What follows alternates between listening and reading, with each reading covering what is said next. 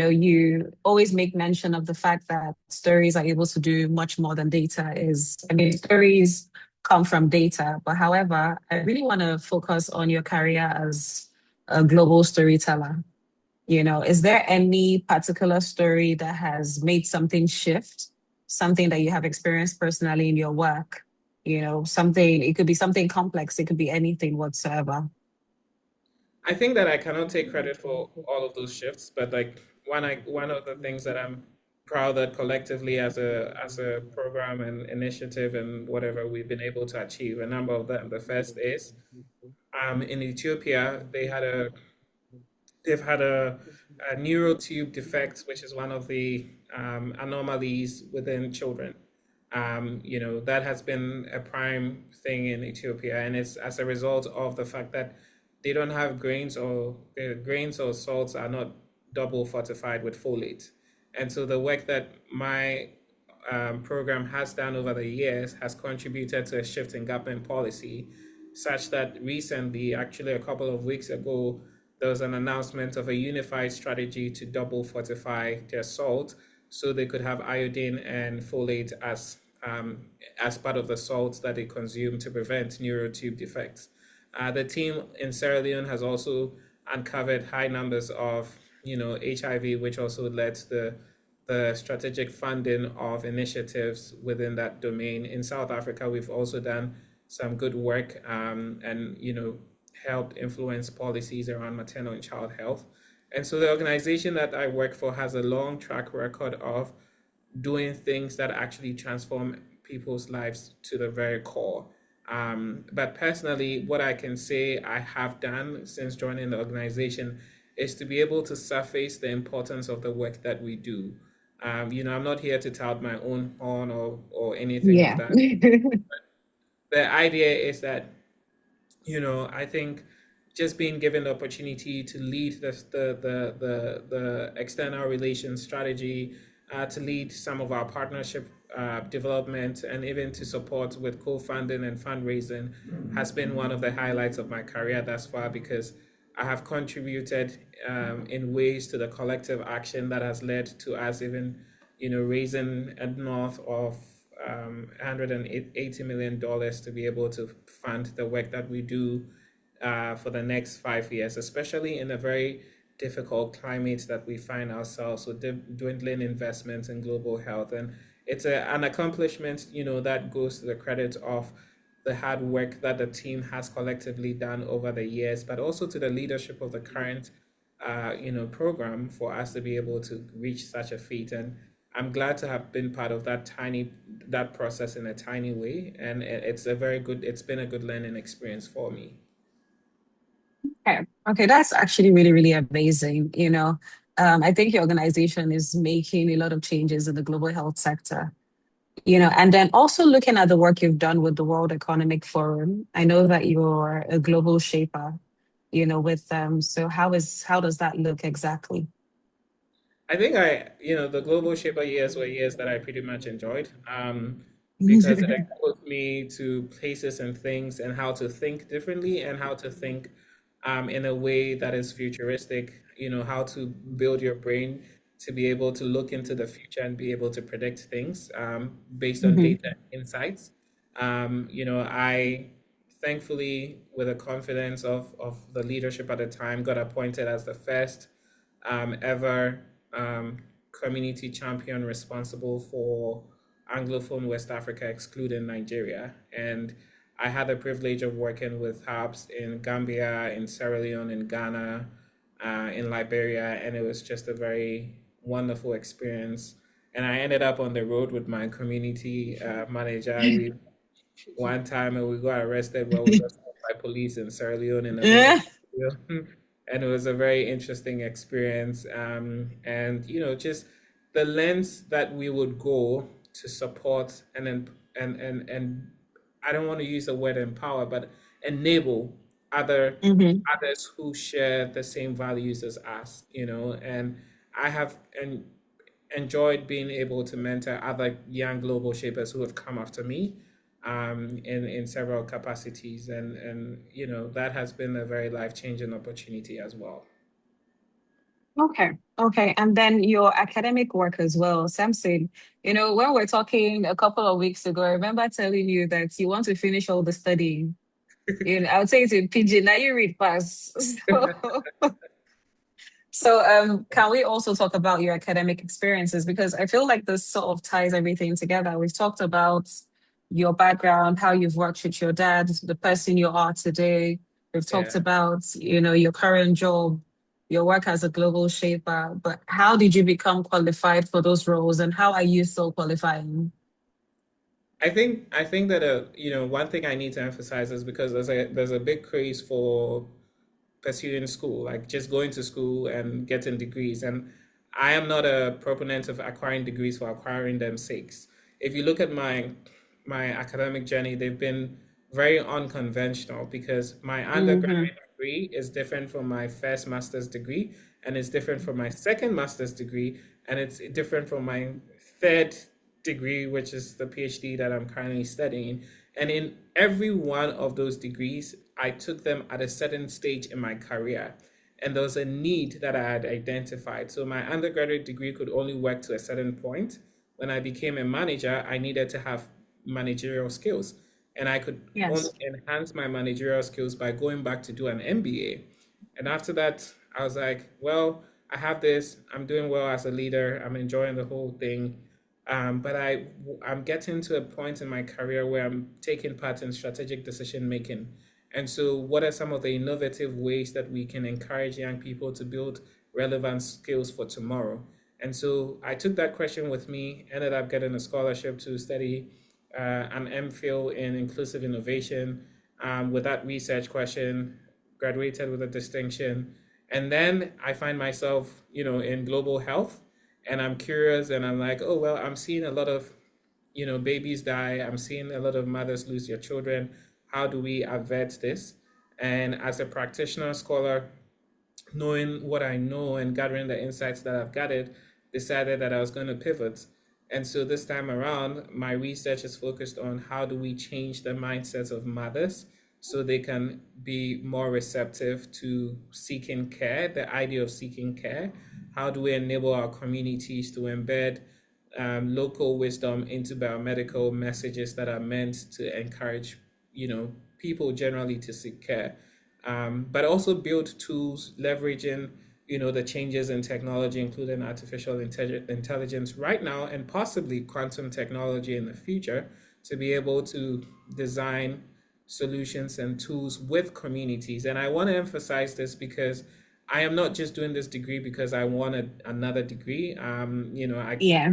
just focus on making money, but I think that the next big thing is, us solving problems locally. We're talking about decolonizing AI. We're talking about, all of these things. And we want to make sure that everything technology wise, tools that we're building are rooted in the needs of the community. And so I'm very grateful Hmm. for my advisors Yes. who've taken me on and working with me on this project. And I don't know it all. In fact, I'm just a tiny little baby, like an ant, who's trying to figure out the path, able to get some food, to help build the ant hill. And the ant hill in this case is essentially making sure that every woman, every young child gets Yes. health and well-being, and we're able to meet the SDGs and beyond. Yeah, and That's also that's for actually that really matter, amazing. this young man here, who's no, he's a very humble young man in the sense that at a point in his life, he decided to dedicate his life to helping eradicate guinea worm.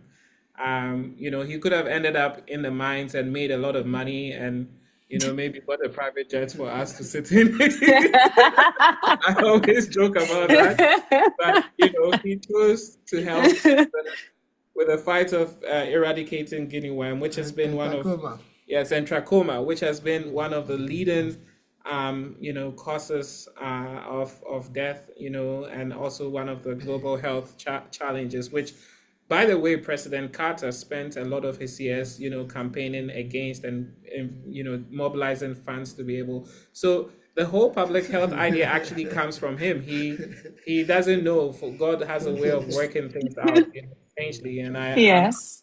I'm glad that I'm able to carry on the hard work that he's put together, and the same as my siblings who are also trying their very best to make sure that they're also able to carry the torch in another direction. And so, we're grateful to our mother and our father.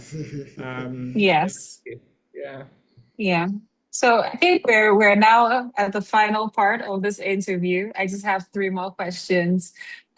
Is there something you're still trying to figure out about your work? The path you've chosen and your relationship to home. I have predictions that I only time can tell.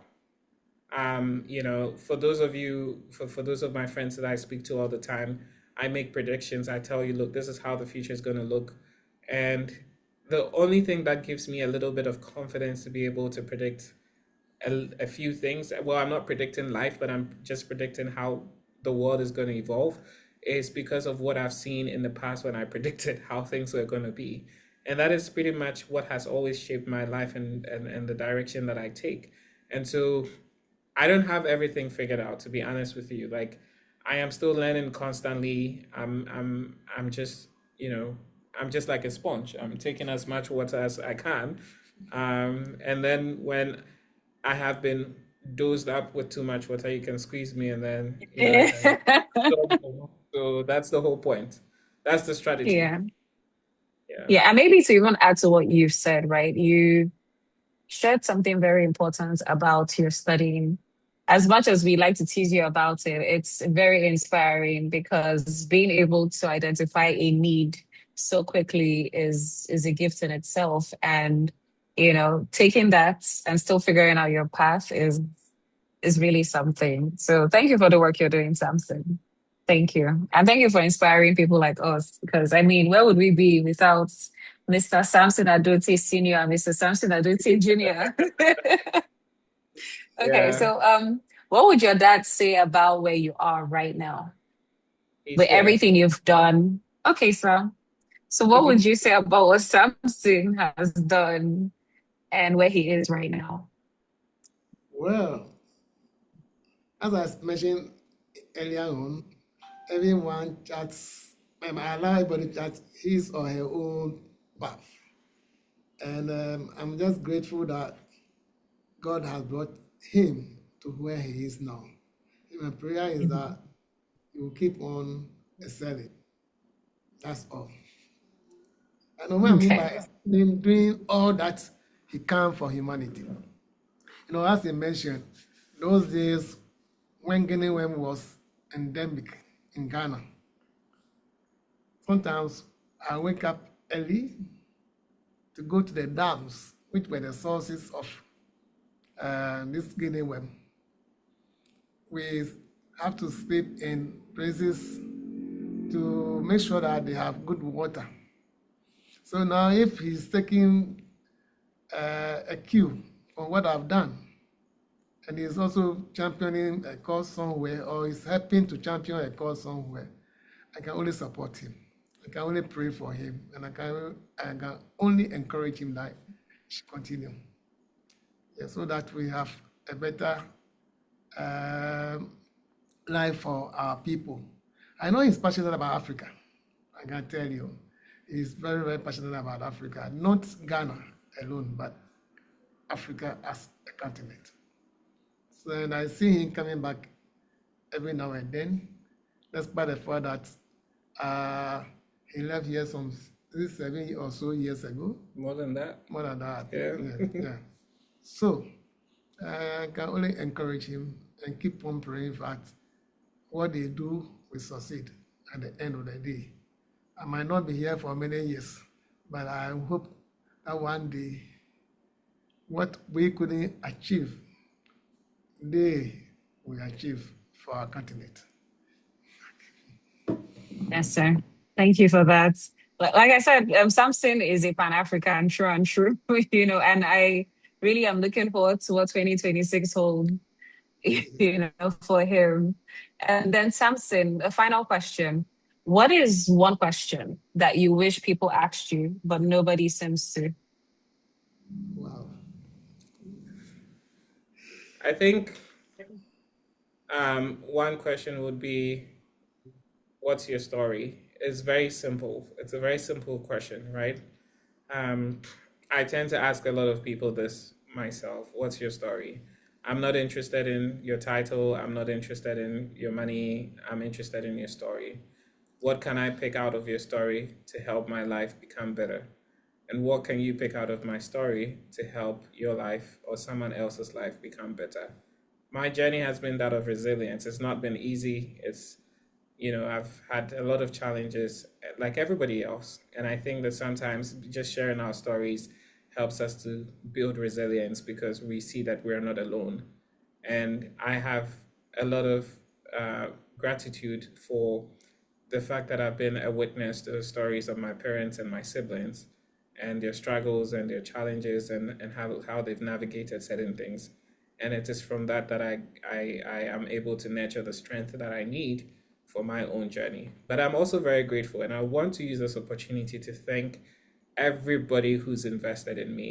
Like, if I'm to make a list, I don't think we would leave here today because the list is quite long.